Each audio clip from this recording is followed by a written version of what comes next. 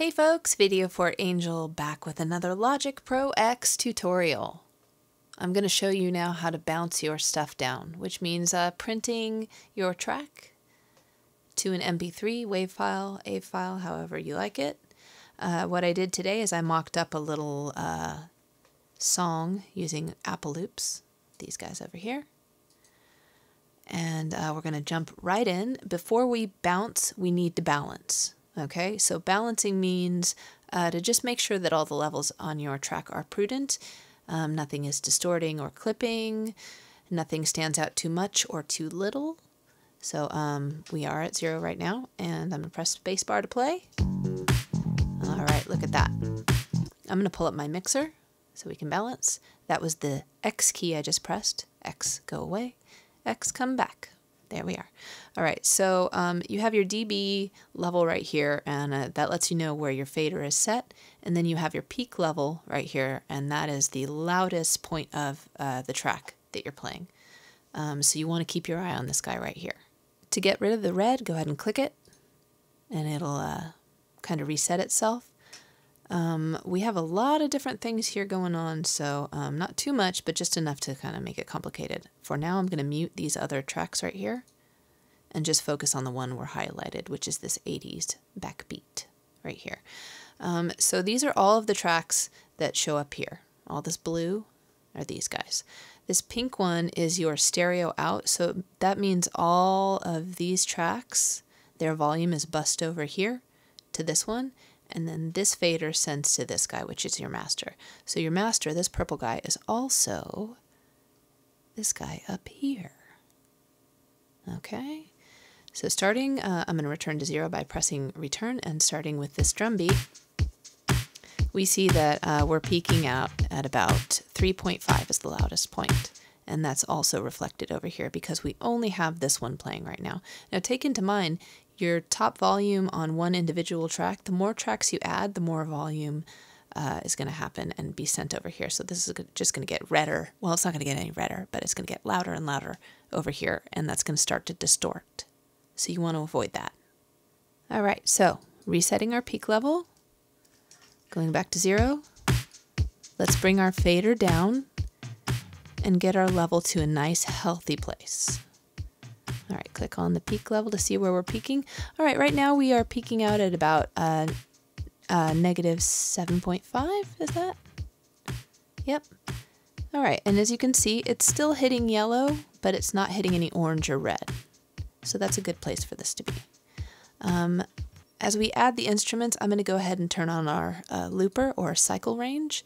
And I've got all of the loudest parts of the song, which means all the tracks are engaged in playing. So that's going to be the loudest that you're going to get is having all of these.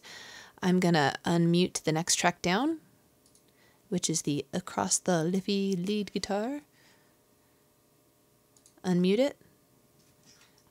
When you have the looper on, it'll just go immediately to 0, which is the top of the gold here. So that's your new 0 is 9. Okay. A little bit loud.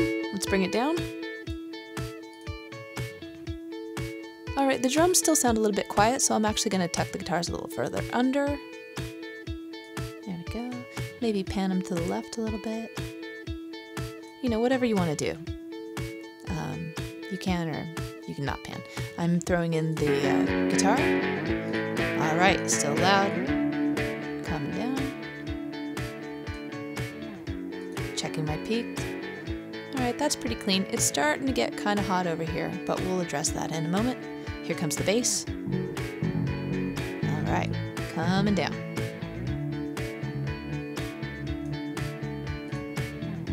All right, so another thing that you can do is I am holding the shift key. This is highlighted. I'm going to click here, and it's going to highlight from the point where I was originally. See, I was here, holding shift key, clicked on this one while holding shift, and it highlighted all the tracks between. So I can actually bring all 3 of these down a little bit more if I wanted to bring them down as a group. So those drums could be a little bit louder. And say now that I did that, the bass is too quiet. I'm going to turn the bass up. Okay. All right, so taking a look over here, You see that red? We want to bring this down. So our peak level is in the yellow at a negative 1.7. Gonna click it again, bring it down. Let's see how this sounds. All right, that looks pretty healthy. It's nice and green. So what we can do now is disengage the cycle range / loop dealy. You can press it up here or you can click, okay? All right, so returning to 0 with the return key. What I'm gonna do next is drag the end marker. So you see over here, see all this space and then it starts to kind of gray out. That's because the song ends here. But if we're looking at our track, the song ends at 25. So I need to see this little guy that pops up. I just drag him on over and I'm going to drag him to 26 because you want to leave a little bit of space after your song in case something's reverberating. You don't want it to just cut off. And this is also something that can be addressed in mixing and automation. You can do fades and stuff like that. But for now, because we're just focused on bouncing this down, I'm just going to drag it here. So if anything does ring out, it'll have a little space. Now I'm going to go into the file menu so we can send our track out. And we have some options, import, export, bounce, etc. And yes, I've been saying bounce, but what we're going to do for this, because this is the easiest, quickest way to do it, is share. So song to iTunes, share your song to iTunes. Click that. It's going to pull up this little menu. You can assign a title, 80s thing, you and me and Apple Loops, that's what we did today. It'll usually be defaulted on this right here on highest quality, but that's going to print an MP3. So it's generally good to just press a fully uncompressed file, export an uncompressed file. So that's what we're going to do. Share. And what's happening now is it's bouncing. Yay, it's becoming, all of these are becoming one. It's a quite mystical process. All right, so now iTunes is opened, and here is my song. Great. So now it's a track. You could share this with anybody, send it via email, upload to SoundCloud, whatever you're going to do with it. But before I do that, I am going to hold the Command key and press I, and that's going to pull up the track information. If you wanted to put anything else in here, you could. You could even include artwork. It's pretty nifty. But what I'm going to do is just check the file and see what it is. So this is an AIF file, and this is your sample size and sample rate right here. Maybe that's a little bit much. You don't want to send a file that big. Maybe you want it to be an MP3. Okay, so what I'm going to do is go up to the file menu again, and now we're in iTunes. We're not in Logic. And create new version. So it says create MP3 version. That's what I want to do. And it's just going to compress the file to an MP3. So you see it appeared right underneath it. If you make an alternate version in iTunes, it's usually just going to show up right underneath it. So now I'm going to do the same thing, Command and I to look at the information of the track. Go to File. It's an MP3. Fabulous. So now you can send a smaller version.